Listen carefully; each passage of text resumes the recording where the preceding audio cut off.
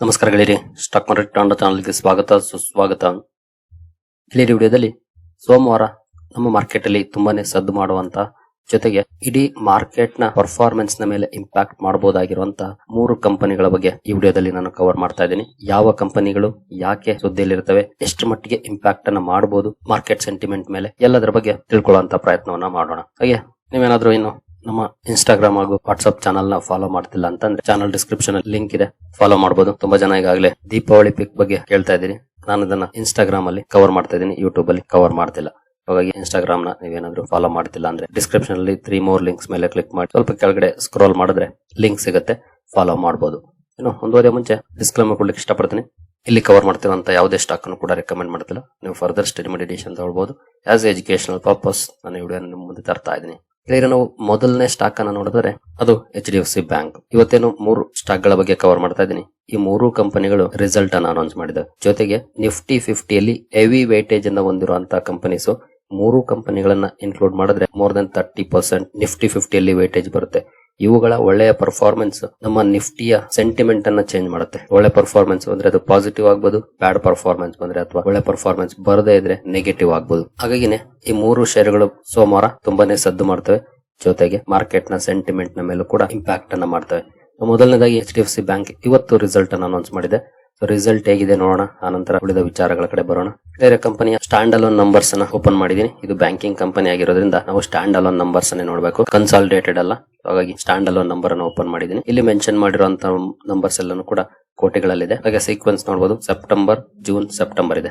ಕಂಪನಿಯ total income ಅನ್ನ ನೋಡೋಣ. ನಾವು ಟೋಟಲ್ ಇನ್ಕಮ್ ನೋಡಬಹುದು, ಇಲ್ಲಿದೆ ದೊಡ್ಡ ನಂಬರ್ಸ್ ಇರುತ್ತೆ ನೋಡಬಹುದು. 85,499 ಕೋಟಿ ಇತ್ತು ಇಂದಿನ ವರ್ಷ ಕಂಪನಿಯ ಟೋಟಲ್ ಇನ್ಕಮ್. ಇಂದಿನ ಕ್ವಾರ್ಟರ್ಲಿ 99,200 ಕೋಟಿ, ಈಗ 91,040 ಕೋಟಿ ಆಗಿದೆ. ಇಯರ್ಲಿ ತುಂಬಾ ಚೆನ್ನಾಗಿ ಇಂಪ್ರೂವ್ ಆಗಿದೆ, ಬಟ್ ಕ್ವಾರ್ಟರ್ಲಿ ಡೌನ್ ಇದೆ ಪರ್ಫಾರ್ಮೆನ್ಸ್. 99,200 ಕೋಟಿಯಿಂದ 91,040 ಕೋಟಿಗೆ ಇಳಿದಿದೆ. ರೆವೆನ್ಯೂ ವೈಸ್ ಕ್ವಾರ್ಟರ್ಲಿ ಡೌನ್ ಇದೆ, ಇಯರ್ಲಿ ಅಪ್ ಆಗಿದೆ. ಇನ್ನು ಟೋಟಲ್ ಎಕ್ಸ್ಪೆಂಡಿಚರ್ ನೋಡೋದಾದ್ರೆ ಇಂದಿನ ವರ್ಷ 60,793 ಕೋಟಿಯನ್ನ ಖರ್ಚು ಮಾಡಿತ್ತು ಕಂಪನಿ. ಇಂದಿನ ಕ್ವಾರ್ಟರ್ಲಿ 63,466 ಕೋಟಿ, ಈಗ 63,117 ಕೋಟಿಯನ್ನ ಖರ್ಚು ಮಾಡಿದೆ. ಇನ್ಕಮ್ ಇಂದ ಎಕ್ಸ್ಪೆನ್ಸಸ್ ಕಳೆದ್ರೆ PBT ಸಿಗುತ್ತೆ, ಅದರಲ್ಲೂ ಬಿಫೋರ್ ಪ್ರಾವಿಷನ್ಸ್ ಅಂಡ್ ಕಂಟಿಜೆನ್ಸೀಸ್. ಇದು ಬ್ಯಾಂಕಿಂಗ್ ಸ್ಟಾಕ್ ಆಗಿರೋದ್ರಿಂದ ಪ್ರಾವಿಷನ್ಸ್ ಬಹಳ ಮುಖ್ಯ ಆಗುತ್ತೆ.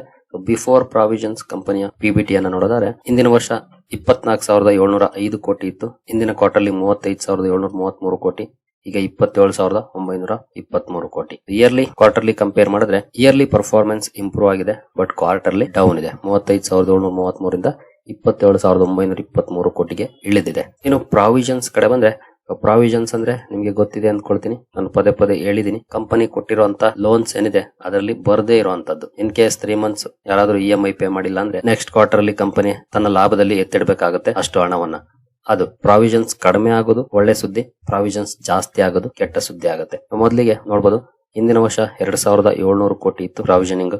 ಇಂದಿನ ಕ್ವಾರ್ಟರ್ ಅಂತೂ ತುಂಬಾನೇ ಜಾಸ್ತಿ ಇತ್ತು, 14,441 ಕೋಟಿ ಇತ್ತು. ಬಿಕಾಸ್ ಸಮ್ ಅಡ್ಜಸ್ಟ್ಮೆಂಟ್ಸ್ ಇತ್ತು ಇಂದಿನ ಕ್ವಾರ್ಟರ್ ಅಲ್ಲಿ. ಈಗ 3,500 ಕೋಟಿ ಇದೆ. ಇಯರ್ಲಿ ಜಾಸ್ತಿ ಆಗಿದೆ, ಬಟ್ ಕ್ವಾರ್ಟರ್ಲಿ ಬಿಗ್ ಡಿಫರೆನ್ಸ್ ಆಗಿದೆ, ಅಂದ್ರೆ ಕಡಿಮೆ ಆಗಿದೆ. ಅದನ್ನ ನೀವು ಇಲ್ಲಿ ಅಬ್ಸರ್ವ್ ಮಾಡಬಹುದು.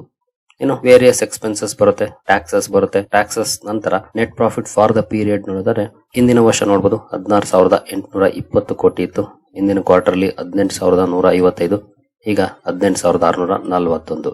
ಇಯರ್ಲಿ ಆಗ್ಬಹುದು ಅಥವಾ ಕ್ವಾರ್ಟರ್ಲಿ ಆಗ್ಬಹುದು, ಕಂಪನಿಯ ಪರ್ಫಾರ್ಮೆನ್ಸ್ ಇಂಪ್ರೂವ್ ಆಯ್ತು.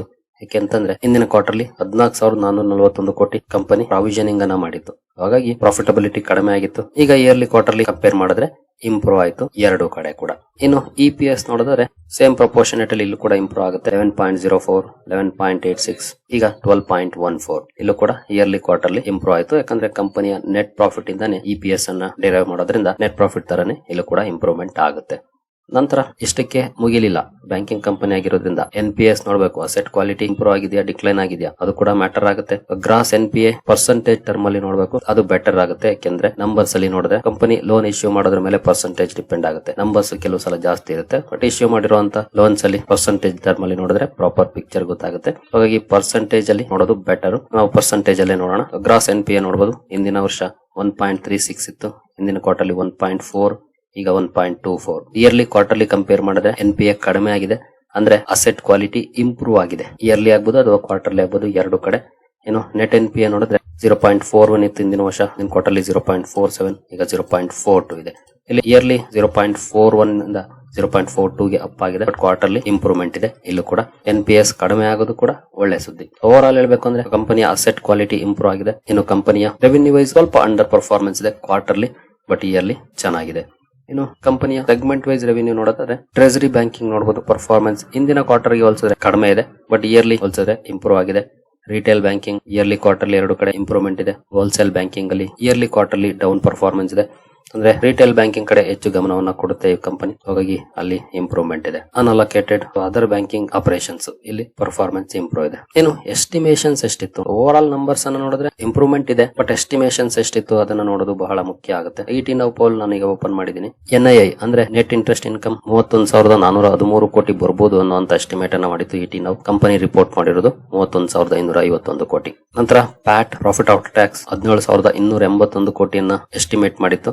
ಕಂಪನಿ ರಿಪೋರ್ಟ್ ಮಾಡಿರೋದು 18,641 ಕೋಟಿ. ಇನ್ನು ಆಪರೇಟಿಂಗ್ ಪ್ರಾಫಿಟ್ 25,608 ಕೋಟಿ ಎಸ್ಟಿಮೇಟ್ ಮಾಡಿತ್ತು. 27,923 ಕೋಟಿಯನ್ನ ರಿಪೋರ್ಟ್ ಮಾಡಿದೆ. ಅಂದ್ರೆ ಎಸ್ಟಿಮೇಟ್ಸ್ ಅನ್ನ ಬೀಟ್ ಮಾಡಿದೆ. ಆದ್ರೆ ಈ ಎಸ್ಟಿಮೇಟ್ಸ್ ಒಬ್ಬೊಬ್ಬರದು ಒಂದೊಂದ್ ತರ ಇರುತ್ತೆ, but on an average big difference ಆಗಲ್ಲ, ಸೇಮ್ ಲೆವೆಲ್ ಅಲ್ಲೇ ಇರುತ್ತೆ. ಎಸ್ಟಿಮೇಟ್ಸ್ ಅನ್ನ ಬೀಟ್ ಮಾಡಿದೆ ನಂಬರ್ಸ್. ನೋಡೋಣ ಸೋಮವಾರ ಯಾವ ರೀತಿ ರಿಯಾಕ್ಟ್ ಮಾಡುತ್ತೆ ಮಾರ್ಕೆಟ್ ಅಲ್ಲಿ ಅಂತ. ನಂತರ ICICI ಬ್ಯಾಂಕ್ ಈ ಕಂಪನಿ ಕೂಡ ಇವತ್ತು ರಿಸಲ್ಟ್ ಅನ್ನ ಅನೌನ್ಸ್ ಮಾಡಿದೆ. ರಿಸಲ್ಟ್ ಅನ್ನ ನೋಡೋಣ. ಇಲ್ಲೂ ಕೂಡ ಹಾಗೆ ನಾನು ಸ್ಟ್ಯಾಂಡ್ ಅಲೋನ್ ನಂಬರ್ಸ್ ಅನ್ನು ಓಪನ್ ಮಾಡ್ತೀನಿ. ಸೀಕ್ವೆನ್ಸ್ ಸೇಮ್ ಇದೆ, ಹಾಗೆ ನಂಬರ್ಸ್ ಕೋಟಿಗಳಲ್ಲಿದೆ. ಕಂಪನಿಯ ಟೋಟಲ್ ಇನ್ಕಮ್ ಅನ್ನು ನೋಡಿದರೆ ಹಿಂದಿನ ವರ್ಷ ನೋಡಬಹುದು 47,714 ಕೋಟಿ ಇತ್ತು. ಹಿಂದಿನ ಕ್ವಾರ್ಟರ್ಲಿ 51,451 ಕೋಟಿ, ಈಗ 49,333 ಕೋಟಿ ಇದೆ. ಇಲ್ಲೂ ಕೂಡ ಇಯರ್ಲಿ ಒಳ್ಳೆ ಇಂಪ್ರೂವ್ಮೆಂಟ್ ಇದೆ, ಬಟ್ ಕ್ವಾರ್ಟರ್ಲಿ ಡೌನ್ ಇದೆ, ಒಂದಷ್ಟು ನೋಡಬಹುದು. ನಂತರ ಟೋಟಲ್ ಎಕ್ಸ್ಪೆಂಡಿಚರ್ ಹಿಂದಿನ ವರ್ಷ 30,990 ಕೋಟಿಯನ್ನ ಖರ್ಚು ಮಾಡಿತ್ತು ಕಂಪನಿ. ಹಿಂದಿನ ಕ್ವಾರ್ಟರ್ಲಿ 32,705 ಕೋಟಿ, ಈಗ 32,035 ಕೋಟಿ ಇದೆ. ಇನ್ಕಮ್ ಇಂದ ಎಕ್ಸ್ಪೆನ್ಸಸ್ ಕಳೆದ್ರೆ ಆಪರೇಟಿಂಗ್ ಪ್ರಾಫಿಟ್ ಬರುತ್ತೆ, ಅದು ಬಿಫೋರ್ ಪ್ರಾವಿಷನ್ಸ್ ಅಂಡ್ ಕಂಟಿಜೆನ್ಸೀಸ್ ನೋಡಬಹುದು. ಹಿಂದಿನ ವರ್ಷ 16,723 ಕೋಟಿ ಇತ್ತು. ಹಿಂದಿನ ಕ್ವಾರ್ಟರ್ಲಿ 18,745 ಕೋಟಿ, ಈಗ 17,297 ಕೋಟಿ ಇದೆ. ಇಯರ್ಲಿ ಇಲ್ಲೂ ಕೂಡ ಇಂಪ್ರೂವ್ಮೆಂಟ್ ಇದೆ, ಬಟ್ ಕ್ವಾರ್ಟರ್ಲಿ ಡೌನ್ ಇದೆ. ನಂತರ ಪ್ರಾವಿಷನಿಂಗ್ ಕಂಪನಿ ಕೊಟ್ಟಿರುವಂತಹ ಲೋನ್ಸ್ ಬರದೇ ಇರುವಂತದ್ದು. ಹಿಂದಿನ ವರ್ಷ 1,233 ಕೋಟಿ ಇತ್ತು. ಹಿಂದಿನ ಕ್ವಾರ್ಟರ್ಲಿ 1,814 ಕೋಟಿ, ಈಗ 914 ಕೋಟಿ.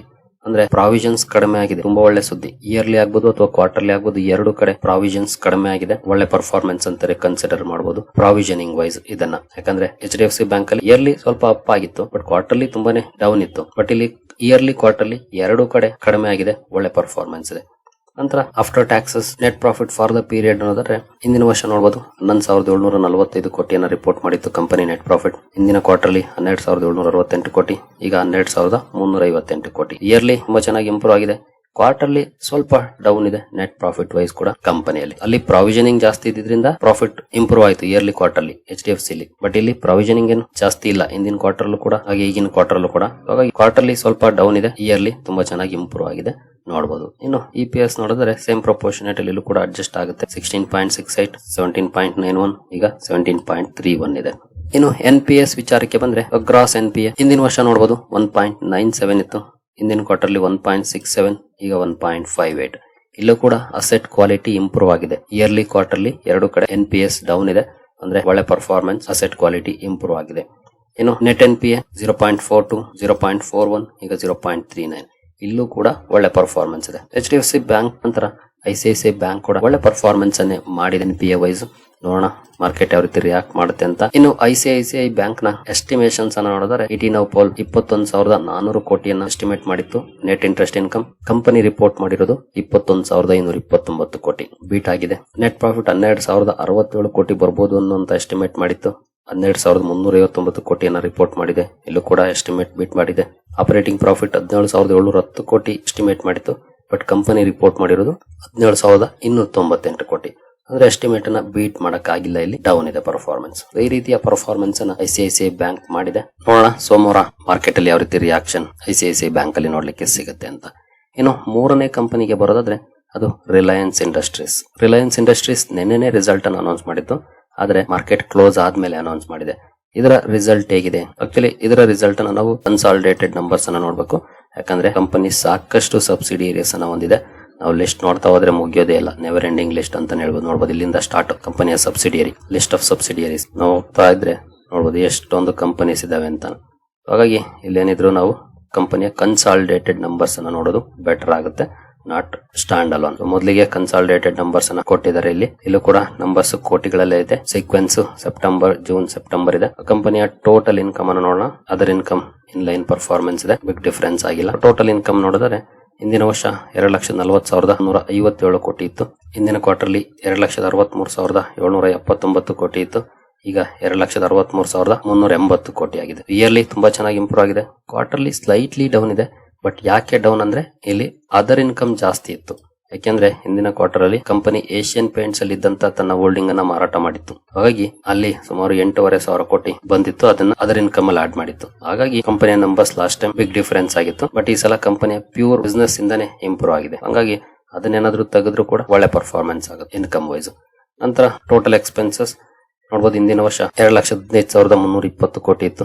ಇಂದಿನ ಕ್ವಾರ್ಟರ್ ಅಲ್ಲಿ 2,26,633 ಕೋಟಿ. ಈಗ 2,34,256 ಕೋಟಿ ಇದೆ. ಇನ್ಕಮ್ ಜಾಸ್ತಿ ಆದಾಗೆ ಎಕ್ಸ್ಪೆನ್ಸಸ್ ಕೂಡ ಜಾಸ್ತಿ ಆಗಿದೆ. ಇನ್ಕಮ್ ಇಂದ ಎಕ್ಸ್ಪೆನ್ಸಸ್ ಕಳೆದ್ರೆ ಪಿಬಿಟಿ ಸಿಗುತ್ತೆ. ಪಿಬಿಟಿ ನೋಡಬಹುದು. ಇಂದಿನ ವರ್ಷ 25,037 ಕೋಟಿ ಇತ್ತು. ಇಂದಿನ ಕ್ವಾರ್ಟರ್ಲಿ 37,146 ಕೋಟಿ.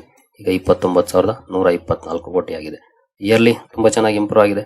ಕ್ವಾರ್ಟರ್ಲಿ ಡೌನ್ ಇದೆ. ಬಟ್ ಕ್ವಾರ್ಟರ್ಲಿ ಯಾಕೆ ಡೌನ್ ಅಂದ್ರೆ ಅದರ್ ಇನ್ಕಮ್ ಜಾಸ್ತಿ ಇತ್ತು ಇಂದಿನ ವರ್ಷ. ನಂತರ ಟ್ಯಾಕ್ಸ್ ಎಕ್ಸ್ಪೆನ್ಸಸ್ ಕಳೆದ್ಮೇಲೆ ಪ್ರಾಫಿಟ್ ಆಫ್ಟರ್ ಟ್ಯಾಕ್ಸ್ ನೋಡಬಹುದು. ಇಂದಿನ ವರ್ಷ 19,323 ಕೋಟಿ ಇತ್ತು. ಇಂದಿನ ಕ್ವಾರ್ಟರ್ಲಿ 30,783 ಕೋಟಿ. ಈಗ 22,092 ಕೋಟಿ. ಇಯರ್ಲಿ ಇಂಪ್ರೂವ್ ಆಗಿದೆ. ಕ್ವಾರ್ಟರ್ಲಿ ಡೌನ್ ಇದೆ ಬಿಕಾಸ್ ಆಫ್ ಅದರ್ ಇನ್ಕಮ್. ಇನ್ನು ಇಪಿಎಸ್ ಅಲ್ಲಿ ನೋಡಿದ್ರೆ ನೋಡಬಹುದು 12.24, 19.95, ಈಗ 13.42 ಇದೆ. ಸೇಮ್ ಪ್ರಪೋರ್ಷನೇಟ್ ಅಲ್ಲಿ ಕೂಡ ಅಡ್ಜಸ್ಟ್ ಆಗಿದೆ. ಇಯರ್ಲಿ ಇಂಪ್ರೂವ್ ಆಗಿದೆ. ಕ್ವಾರ್ಟರ್ಲಿ ಡೌನ್ ಇದೆ. ಇನ್ನು ಕಂಪನಿಯ ಸೆಗ್ಮೆಂಟ್ ವೈಸ್ ರೆವೆನ್ಯೂ ನೋಡೋದಾದ್ರೆ ಯಾವ ಸೆಗ್ಮೆಂಟ್ ಯಾವ ರೀತಿ ಪರ್ಫಾರ್ಮೆನ್ಸ್ ಅನ್ನ ಮಾಡಿದೆ ಅಂತ ಕಂಪನಿಯ ಆಯಿಲ್ ಟು ಕೆಮಿಕಲ್ ಸೆಗ್ಮೆಂಟ್ ನೋಡಬಹುದು. ಪರ್ಫಾರ್ಮೆನ್ಸ್ ಇಂಪ್ರೂವ್ ಆಗಿದೆ. ಇಯರ್ಲಿ ಆಗ್ಬೋದು ಅಥವಾ ಕ್ವಾರ್ಟರ್ಲಿ ಆಗ್ಬೋದು, ಚೆನ್ನಾಗಿದೆ. ಆಯಿಲ್ ಅಂಡ್ ಗ್ಯಾಸ್ ಅಲ್ಲಿ ಸ್ವಲ್ಪ ಡೌನ್ ಇದೆ. ಇಯರ್ಲಿ ಆಗ್ಬೋದು ಅಥವಾ ಕ್ವಾರ್ಟರ್ಲಿ ಆಗ್ಬೋದು. ಬಿಗ್ ಡಿಫರೆನ್ಸ್ ಅಲ್ಲ, ಸ್ವಲ್ಪ ಮಟ್ಟಿಗೆ ಡೌನ್ ಇದೆ. ಇನ್ನು ರಿಟೇಲ್ ಅಲ್ಲಿ ಪರ್ಫಾರ್ಮೆನ್ಸ್ ಚೆನ್ನಾಗಿ ಇಂಪ್ರೂವ್ ಆಗಿದೆ. ನೋಡಬಹುದು 76,325, 84,172, ಈಗ 90,544. ರಿಟೇಲ್ ಅಂದ್ರೆ ರಿಲಯನ್ಸ್ ರಿಟೇಲ್ ಇಂಪ್ರೂವ್ ಆಗಿದೆ. ಇನ್ನು ಡಿಜಿಟಲ್ ಸರ್ವಿಸಸ್, ಡಿಜಿಟಲ್ ಅಂದ್ರೆ ರಿಲಯನ್ಸ್ ಜಿಯೋ ಇಂದಿನ ವರ್ಷ 38,055 ಇತ್ತು. ಇಂದಿನ ಕ್ವಾರ್ಟರ್ಲಿ 41,949, ಈಗ 43,617. ಇಯರ್ಲಿ ಆಗ್ಬೋದು ಅಥವಾ ಕ್ವಾರ್ಟರ್ಲಿ ಆಗ್ಬೋದು. ರಿಲಯನ್ಸ್ ಡಿಜಿಟಲ್ ಸರ್ವಿಸಸ್ ಕೂಡ ಇಂಪ್ರೂವ್ ಆಗಿದೆ. ಇನ್ನು ಅದರ್ ಸೆಗ್ಮೆಂಟ್ ಇಯರ್ಲಿ ಇಂಪ್ರೂವ್ ಇದೆ, ಕ್ವಾರ್ಟರ್ಲಿ ಡೌನ್ ಇದೆ. ಓವರ್ ಆಲ್ ಒಳ್ಳೆ ಪರ್ಫಾರ್ಮೆನ್ಸ್ ಅನ್ನ ಮಾಡಿದೆ. ರಿಟೇಲ್ ಕೂಡ ಚೆನ್ನಾಗಿ ಪರ್ಫಾರ್ಮ್ ಮಾಡಿದೆ. ಜಿಯೋ ಕೂಡ ಚೆನ್ನಾಗಿ ಪರ್ಫಾರ್ಮ್ ಮಾಡಿದೆ. ಆಯಿಲ್ ಟು ಕೆಮಿಕಲ್ ಕೂಡ ಒಳ್ಳೆ ಕಾಂಟ್ರಿಬ್ಯೂಷನ್ ಅನ್ನ ಮಾಡಿದೆ ಈ ಸಲ. ಓವರ್ ಆಲ್ ಒಳ್ಳೆ ಪರ್ಫಾರ್ಮೆನ್ಸ್ ನೋಡ್ಲಿಕ್ಕೆ ಸಿಕ್ಕಿದೆ ರಿಲಯನ್ಸ್ ಅಲ್ಲೂ ಕೂಡ. ಸೊ ರಿಲಯನ್ಸ್ ಇಂಡಸ್ಟ್ರೀಸ್ ಕೂಡ ಒಳ್ಳೆ ಪರ್ಫಾರ್ಮೆನ್ಸ್ ಅನ್ನ ಮಾಡಿದೆ. ಬಟ್ ನೋಡೋಣ ಮಾರ್ಕೆಟ್ ಯಾವ ರೀತಿ ರಿಯಾಕ್ಟ್ ಮಾಡುತ್ತೆ ಅಂತ. ಹಾಗೆ ಯಾಕೆ ಈ 3 ಷೇರುಗಳು ಸೋಮವಾರ ದೊಡ್ಡ ಸದ್ದು ಮಾಡ್ತವೆ ಅಥವಾ ಮಾರ್ಕೆಟ್ ನ ಮೇಲೆ ಇಂಪ್ಯಾಕ್ಟ್ ಮಾಡಬಹುದು ಅಂತ ನೋಡಿದ್ರೆ, ನನಗೆ ನಿಫ್ಟಿ 50ಯ ವೈಟೇಜ್ ಅನ್ನು ಓಪನ್ ಮಾಡಿದೀನಿ. ನೋಡಬಹುದು HDFC ಬ್ಯಾಂಕ್ 12.87% ವೈಟೇಜ್ ಅನ್ನು ಹೊಂದಿದೆ, ಅಂದ್ರೆ ಆಲ್ಮೋಸ್ಟ್ 13%.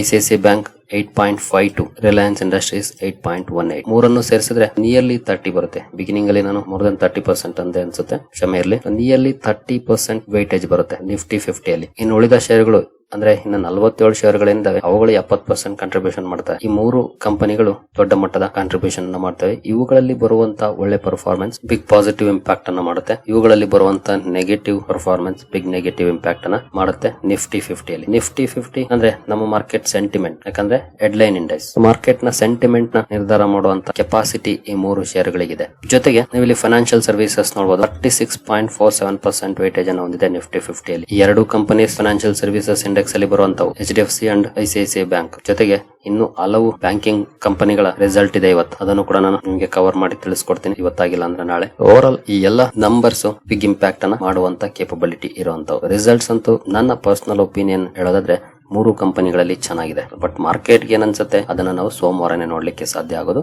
ಸೋಮವಾರದವರೆಗೂ ವೈಟ್ ಮಾಡಬೇಕಾಗುತ್ತೆ. ನೋಡೋಣ ಯಾವ ರೀತಿ ಇರುತ್ತೆ ಪರ್ಫಾರ್ಮೆನ್ಸ್ ಅಂತ. ಹೋಪ್ಸ್ ಇದೆ ಒಳ್ಳೆ ಪರ್ಫಾರ್ಮೆನ್ಸ್ ಬರ್ಬೋದು ಅಂತ. Let's see. ಸರಿ ಗೆಳೆಯರೆ, ಈ ವಿಡಿಯೋ ನಿಮ್ಗೆ ಇಷ್ಟ ಆಗಿದೆ ಅಂದ್ಕೊಳ್ತೀನಿ. ಮುಂದಿನ ವಿಡಿಯೋದಲ್ಲಿ ಸಿಗೋಣ. ಅಲ್ಲಿವರೆಗೂ ಜೈ ಹಿಂದ್, ಜೈ ಕರ್ನಾಟಕ.